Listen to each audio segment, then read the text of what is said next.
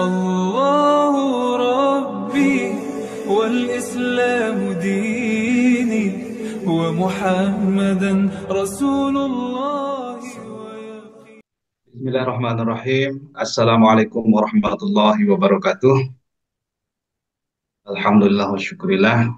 Dari Lombok, Nusa Tenggara Barat, yang kami hormati Al-Mukarram Bapak Tuan Guru, semoga senantiasa dalam keadaan sehat walafiat bersama dengan keluarga dan seluruh jamaah. Pada malam hari ini bersyukur kepada Allah Subhanahu wa taala untuk kedua kalinya mengikuti Zoom secara langsung bersama dengan guru kita Al-Mukarram Bapak Tuan Guru.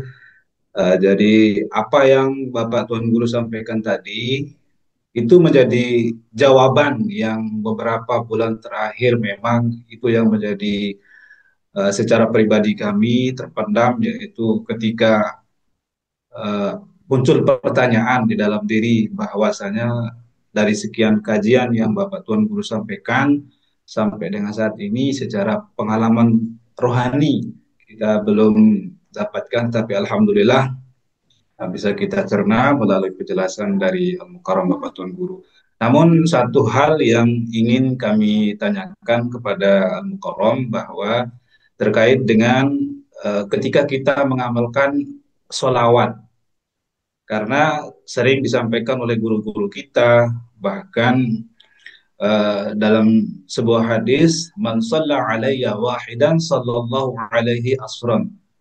Bagaimana cara memahami ataupun mengamalkan sholawat, karena memang begitu banyak jenis sholawat yang apa namanya diajarkan oleh guru-guru kita. Kemudian masalah beristighfar al-mukarram, masalah istighfar, karena sebagaimana yang sering Bapak Tuan Guru sampaikan, wallahu khalaqakum wa ma ta'malun. Lalu bagaimanakah cara kita menundukkan paham ketika kita mengamalkan istighfar itu? Terima kasih. Hadanallahu wa iyyakum ajma'in. Wassalamualaikum warahmatullahi wabarakatuh. Waalaikumsalam warahmatullahi wabarakatuh.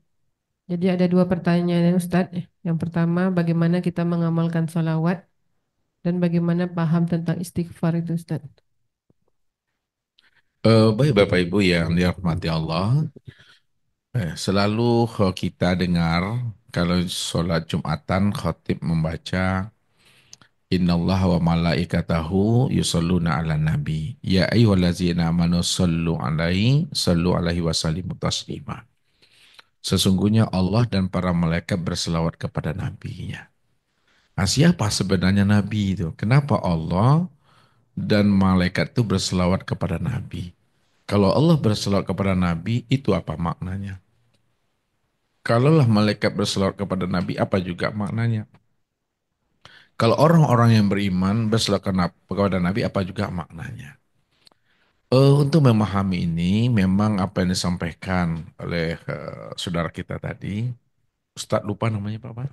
Pak Mashad Farid. Pak Farid ya. Memang dikatakan oleh Nabi, man sholat sholatan sallallahu bi'asyarah. Siapa yang berselawat kepadaku sekali saja, Allah akan berselawat kepadanya 10 kali. Kalau kita berselawat kepada Nabi, itu sebagai bukti rasa terima kasih kita kepada beliau. Ya. Kalau bukan beliau yang menghantarkan tauhid ini dengan sempurna, maka hari ini kita nggak akan pernah bisa mengenalkan Allah itu dengan baik dan sempurna. Makanya selawat kita kepada beliau menunjukkan tanda bukti syukur atau terima kasih kita kepada beliau. Ketika kita berselawat kepada Rasul hanya sekali saja, maka Allah berselawat kepada dirinya 10 kali. Itu maknanya Allah akan memberi rahmat dan anugerahnya kepada kita sebagaimana Allah memberi rahmat dan anugerahnya kepada nabinya. Kenapa? Karena nabi itu dikatakan Sayyidul Anbiya. Dia penghulu sekalian para nabi dan para rasul. Ya. Disitulah rahasianya. Kalau Allah berselawat kepada nabi, itu maknanya Allah memberikan anugerah, memberikan rahmat kepada nabinya. Kalau kita sebagai terima kasih. Jadi kalau kita berselawat kepada Nabi, Allah akan berselawat kepada kita 10 kali. Itu maksudnya tadi, Allah memberi rahmat dan anugerah kepada kita, sebagaimana Allah memberi rahmat dan anugerah kepada nabinya. Kalau malaikat berselawat kepada Nabi, itu meminta ampunkan kepada Allah ya terhadap nabinya. Itu tentang rahasia namanya selawat. Kemudian bagaimana tata cara atau cara berselawat itu? Ya. Makanya seorang sahabat ya bertanya kepada Rasul, "Ya Rasulullah, bagaimana cara kami berselawat kepada engkau ya Rasul?" Bagaimana caranya Rasulullah? Kalau engkau berselawat kepada aku, cukup kamu baca Allahumma sholli ala Muhammad wa ala ali Muhammad. Ya, kalau mau dilanjutkan sampai habis tidak apa-apa, itu namanya selawat Ibrahim. Jadi cukup kita mengatakan Allahumma sholli ala Muhammad wa ala ali Muhammad.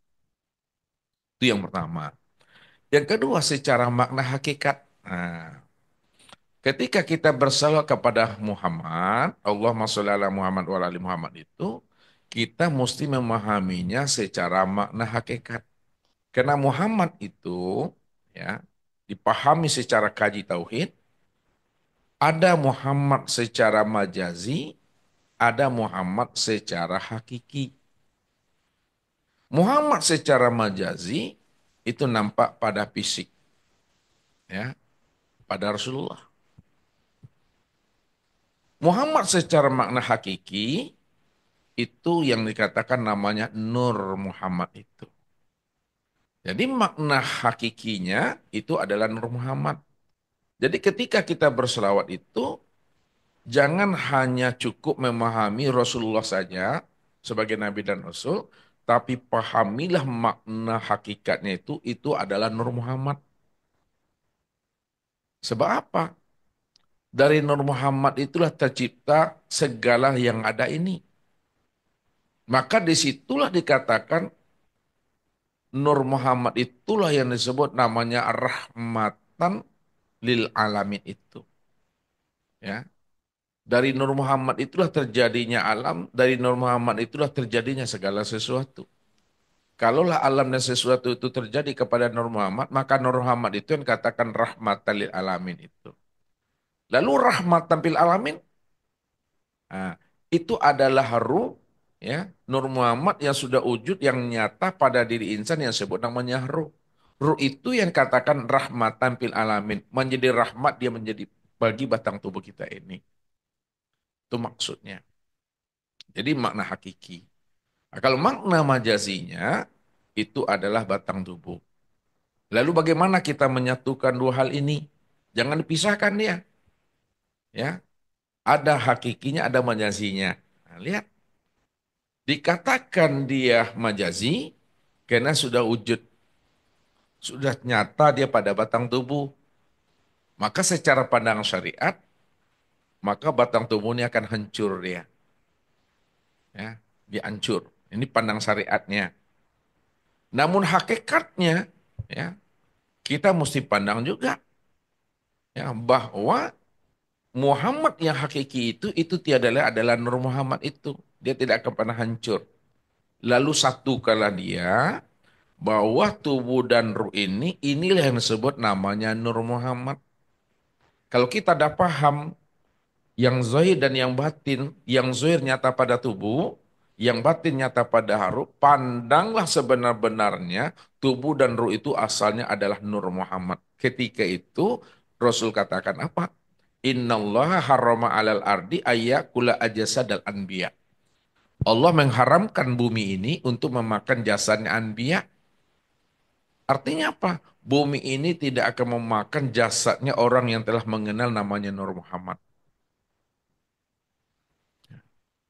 Tapi kalau kita tidak memahami ya, Nur Muhammad ini secara zahir dan batin, ya, ruh saja yang kita pahami adalah Nur Muhammad, tubuh nak dipahami sebagai Nur Muhammad, maka disitulah dia membusuk, membangkai dan hancur dia.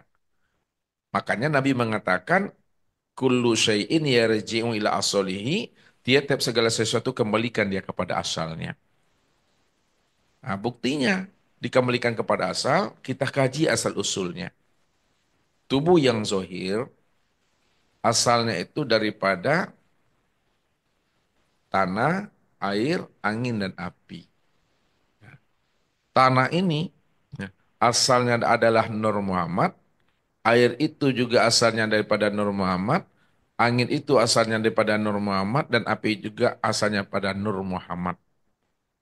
Makna yang kedua, asal tanah daripada air daripada angin daripada api, asal api daripada Nur Muhammad. Maka secara makna hakikatnya, bernamalah Muhammad namanya batang tubuh ini, bukan Nabi Muhammad. Bukan Nabi Muhammad, bernama Muhammad, Nur Muhammad tadi itu. Yang kedua,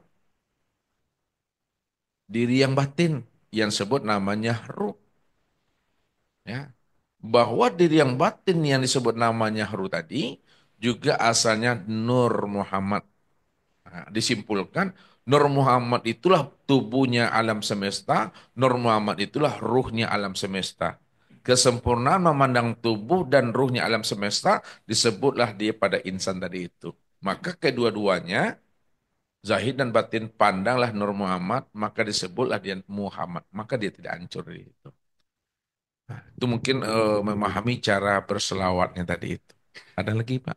Bu? Bagaimana paham istighfar tadi Ah Ustaz? ya, istighfar. Jadi istighfar itu ya memang diperintahkan oleh Allah dan Rasulnya. Apabila kita berbuat dosa, apabila kita lupa dan khilaf, maka hendaklah kita cepat mengingat kembali kepada Allah dengan jalan istighfar. Maka istighfar itu menggugurkan setiap dosa-dosa dan kesalahan-kesalahan kita tadi itu. Maka lakukanlah istighfar itu. Rasulullah aja istighfar dalam satu riwayat ada yang mengatakan 70 kali, ada pula yang menjelaskan 100 kali di situ.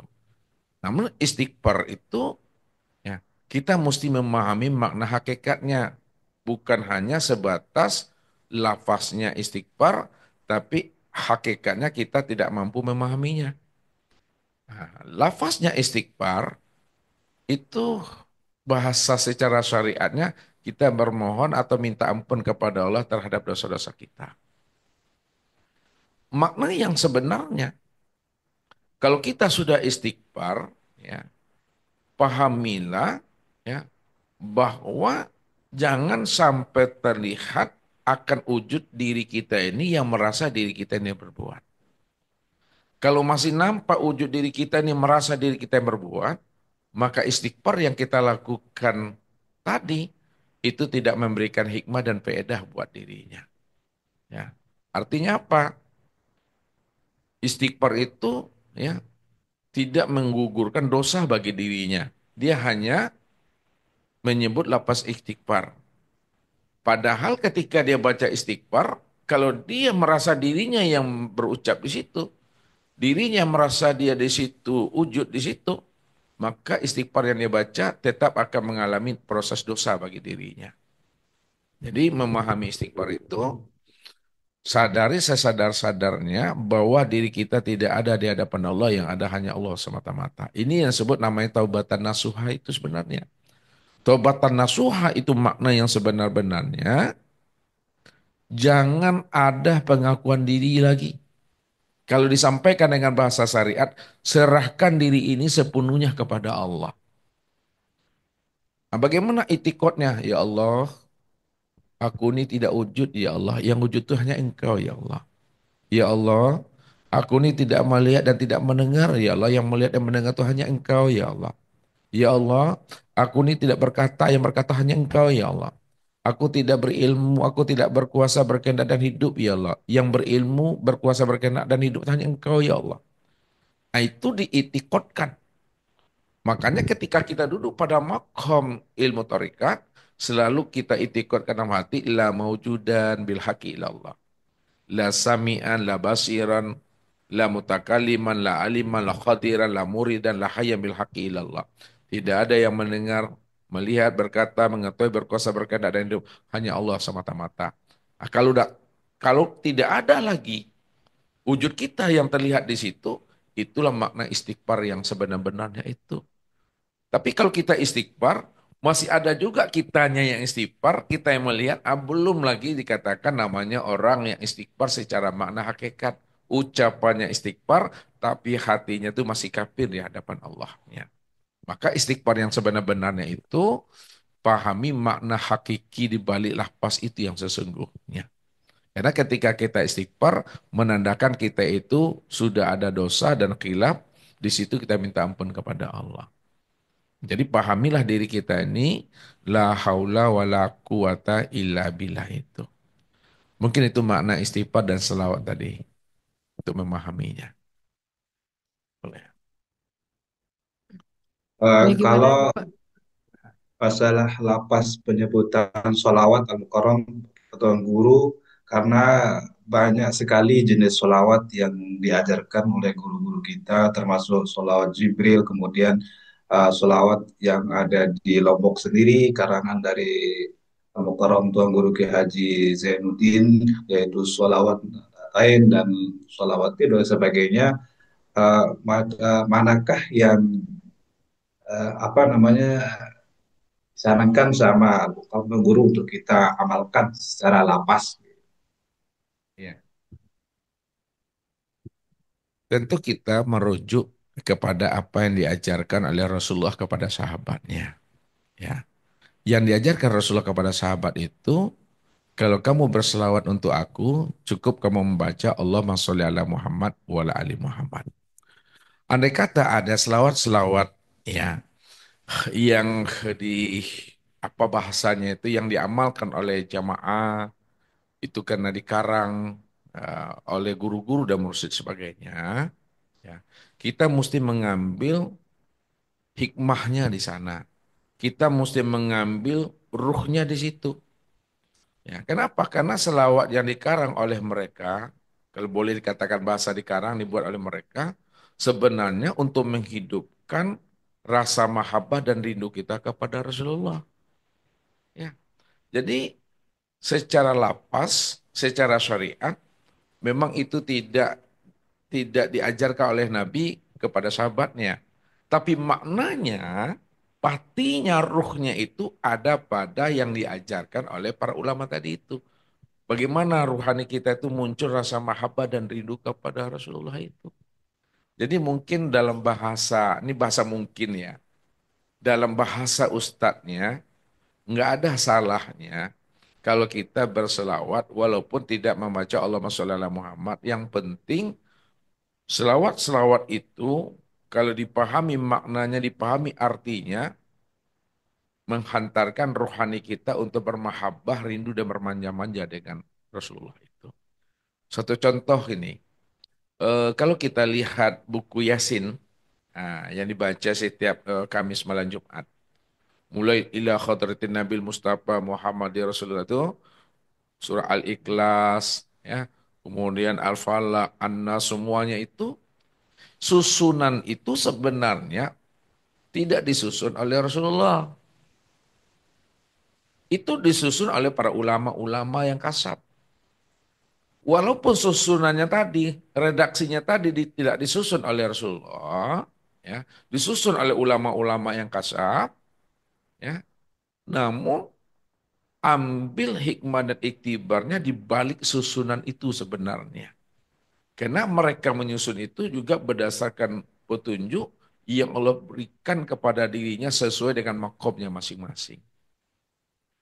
Jadi apakah kita keliru dan salah kalau kita mengamalkan Yasin, lalu membaca ilah khadratin sampai ke bawah An-Nas, sampai kita tahlil itu, nggak ada salahnya. Ya, walaupun itu bukan redaksi dari Nabi, redaksi daripada ulama, kita masih tetap boleh mengamalkannya. Karena kita ambil patinya di situ, rahasianya. Ya, membaca keluar Allah kan nggak dilarang. Al-Falaq nggak dilarang. Membaca Al-Fatihah nggak dilarang. Nah, itu memahaminya, mengambil iktibarnya, mengambil sari dari setiap amalan yang kita lakukan itu. Jadi begitu mungkin pemahamannya dalam pandangan Ustadz tentang baca selawat naria, apapun Jibril namanya, Sepanjang selawat itu mampu menghantarkan rohani bermahabbah kepada Rasulullah, maka itu lebih dianjurkan, lebih bagus. Tidak apa-apa tuh bapak-bapak dan ibu-ibu dalam pengamalan itu. Kalau ditanya orang, mana selawat yang muktabar yang diajak air? Sebutlah itu Allahumma sholli ala Muhammad wa ala ali Muhammad. Cukup itu. Ya Pak ya. Assalamualaikum warahmatullahi wabarakatuh. Nama saya Waalaikumsalam warahmatullahi wabarakatuh. saya Abdul Latif dari Papua, Sorong. Pak Ustadz, saya ingin bertanya tentang konsep tauhid uluhiyah dan tauhid rububiyah terkait penerapan kita dalam ibadah secara hakikat dan ma'rifatnya. Terima kasih. Assalamualaikum warahmatullahi wabarakatuh. Waalaikumsalam warahmatullahi wabarakatuh. Ya. Jadi dalam pemahamannya rububiyah dan uluhiyah tadi, ya, kalau rububiyah itu ya nampak dalam penciptaan tadi itu ada yang mengatur alam ini. Ya. Kalau uluhiyah itu tentang ketuhanannya, nampak pada sifat-sifatnya. Jadi maknanya, ya, kalau disimpulkan rububiyah dan uluhiyah tadi, apapun yang kita lakukan dalam hidup ini, mesti kita mampu memandang akan kebesaran Allah yang nyata pada alam dan nyata pada diri.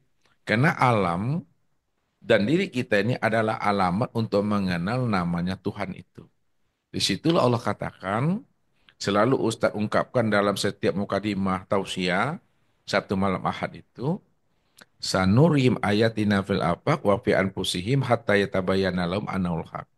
Wa fil ardi ayatul lil mukminin wa fi anfusikum afala tubsirun. Kami telah memperlihatkan tanda-tanda wujud kebesaran kami pada sekalian alam, ya, dan juga pada dirimu.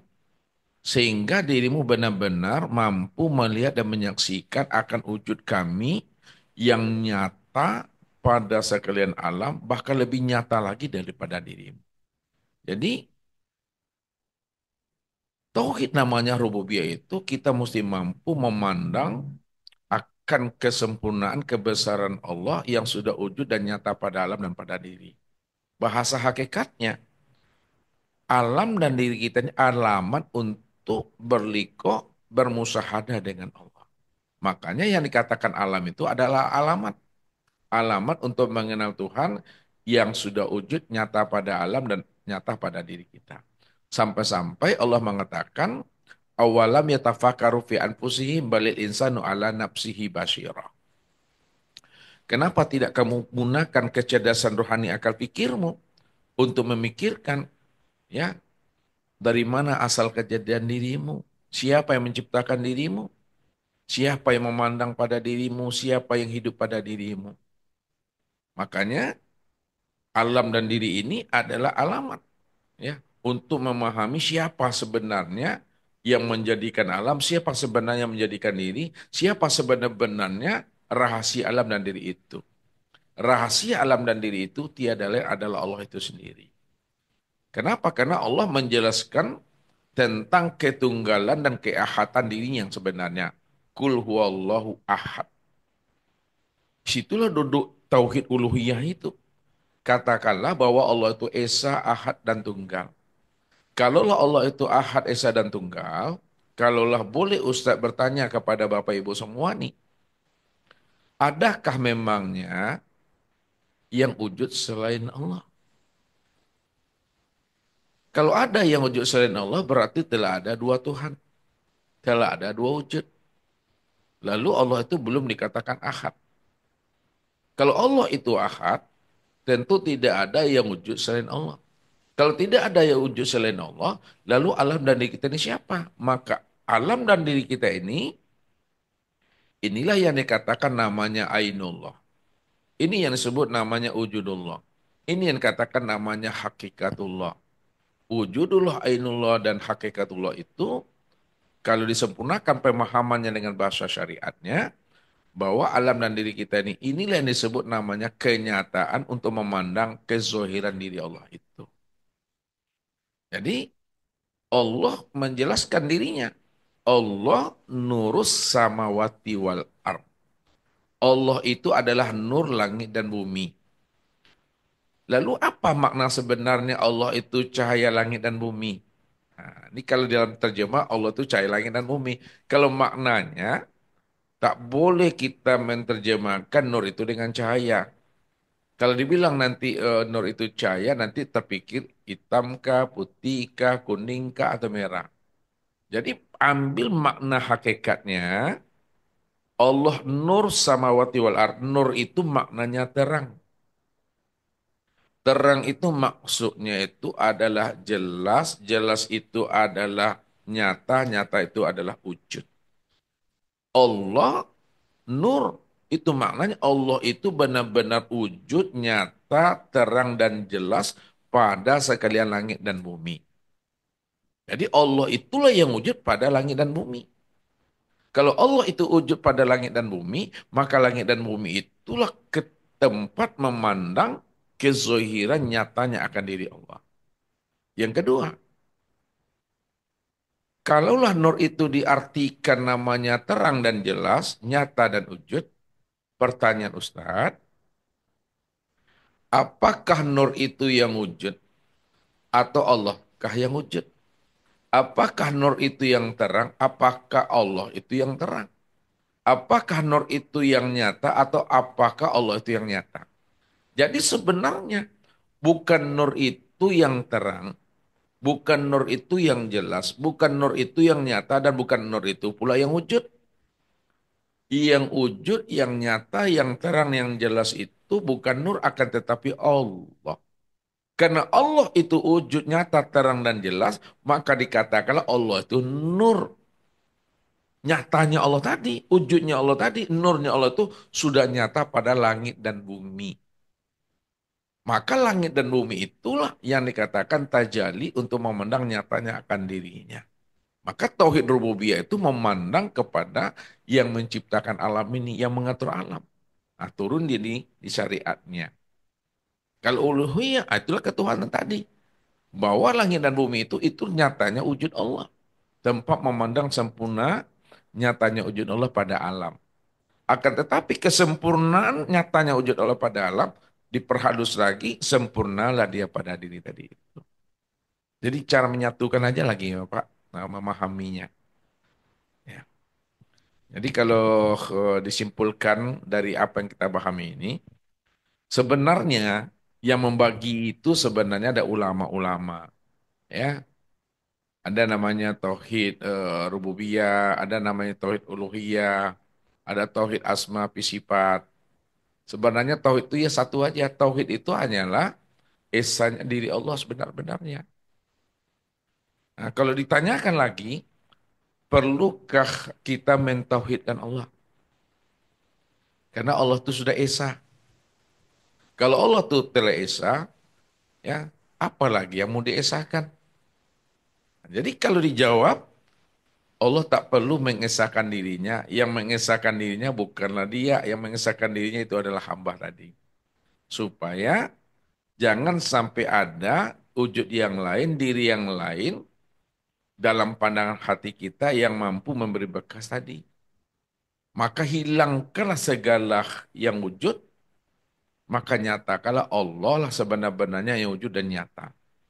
Jadi itu pandangan hati kita itu mengitikadkan bahwa segala yang wujud dan segala yang ada, hakikatnya tidak ada, yang ada itu hanya Allah semata-mata.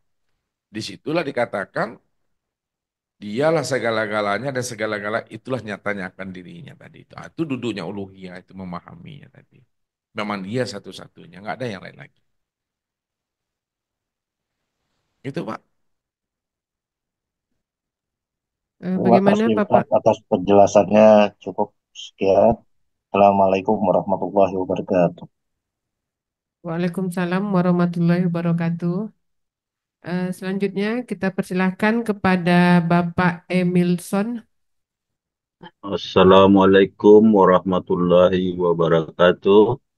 Waalaikumsalam warahmatullahi wabarakatuh. Yang saya hormati guru kami, Ustadz Iswardi. Saya dari Batu Sangkar, Tanah Datar, Sumbar. Eh, eh, Terima kasih atas eh, apa ini kesempatan yang diberikan kepada saya. Saya mau tanyakan ini, Ustaz, tentang alam kubur itu, Ustaz.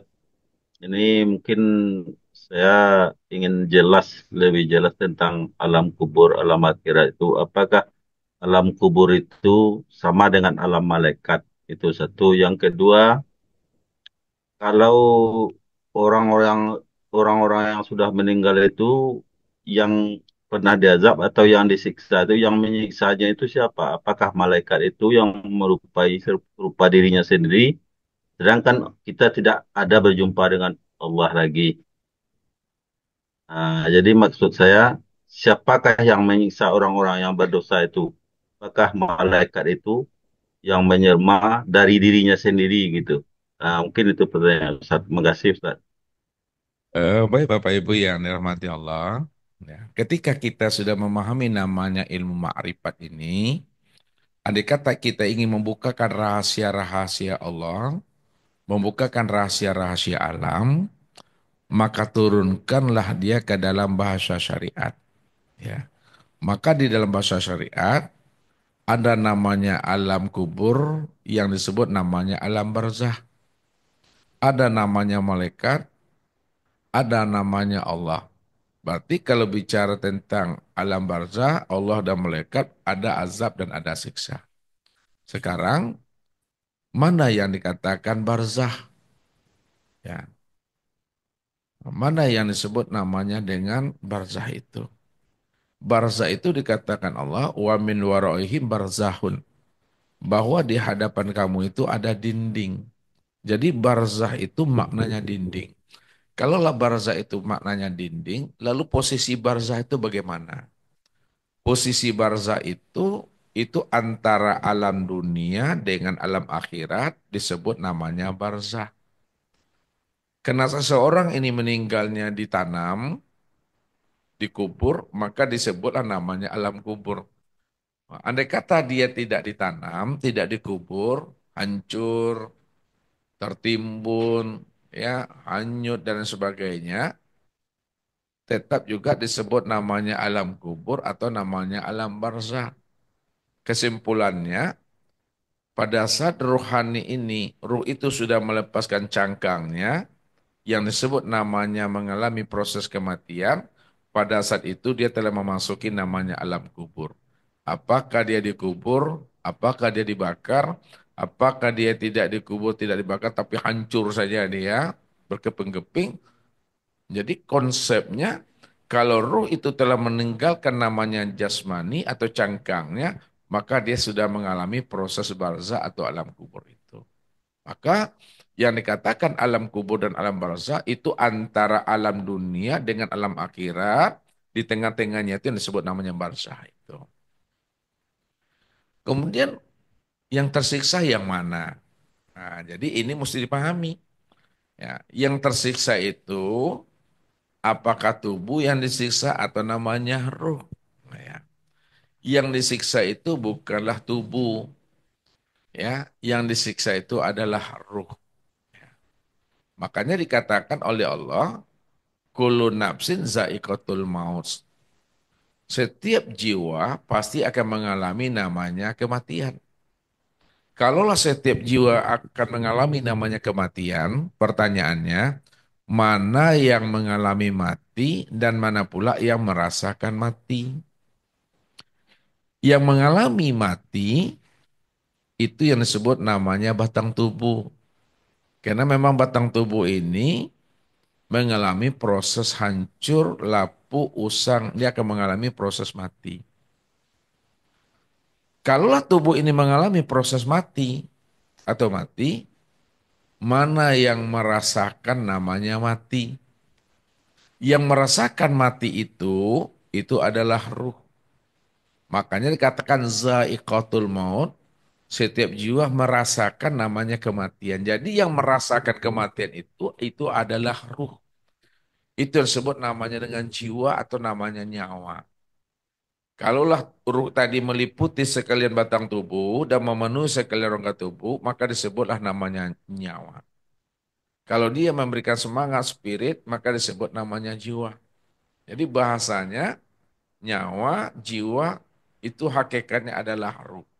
Jadi yang diazab itu adalah diri yang halus atau diri yang batin yang sebut namanya ruh. Karena itulah diri kita yang sebenar-benarnya. Ruh itulah yang berjanji kepada Allah, ruh itu pula lah ya yang kembali kepada Allah.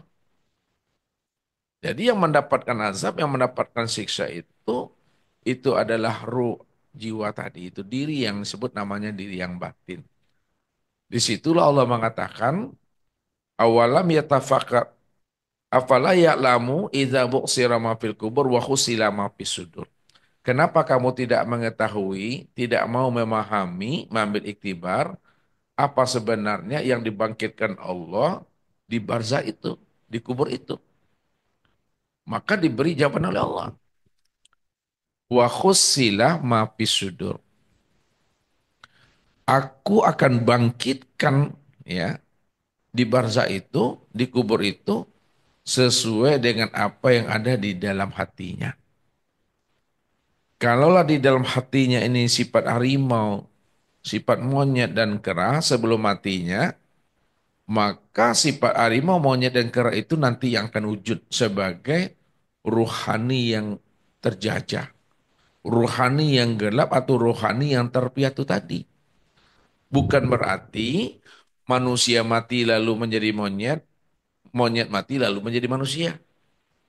Manusia mati lalu menjadi babi, babi mati lalu menjadi manusia. Bukan begitu.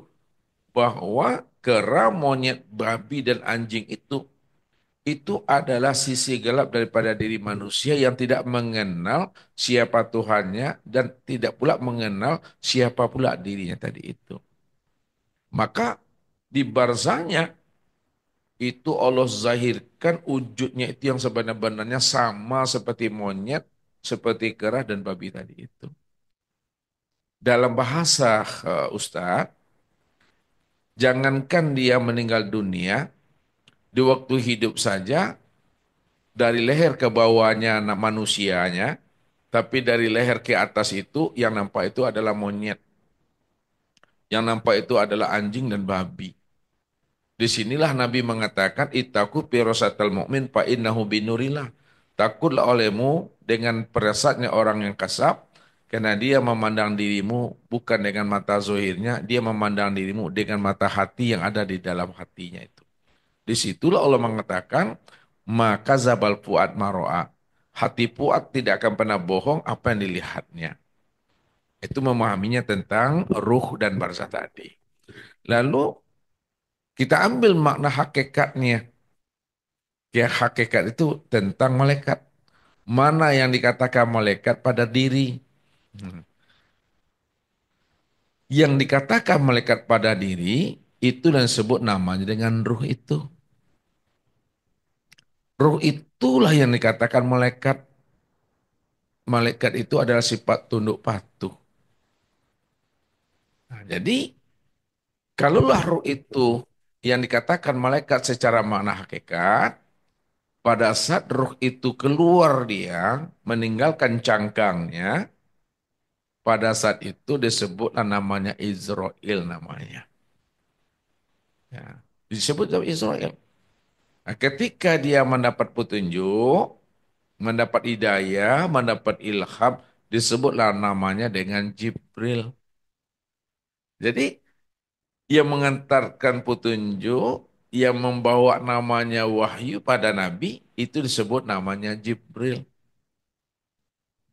Jadi hakikat semuanya itu, baik Jibril, Mikail yang memberi rezeki tadi, Ridwan, Malik dan sebagainya itu hakikatnya itu adalah ruh pada diri yang sebenar-benarnya.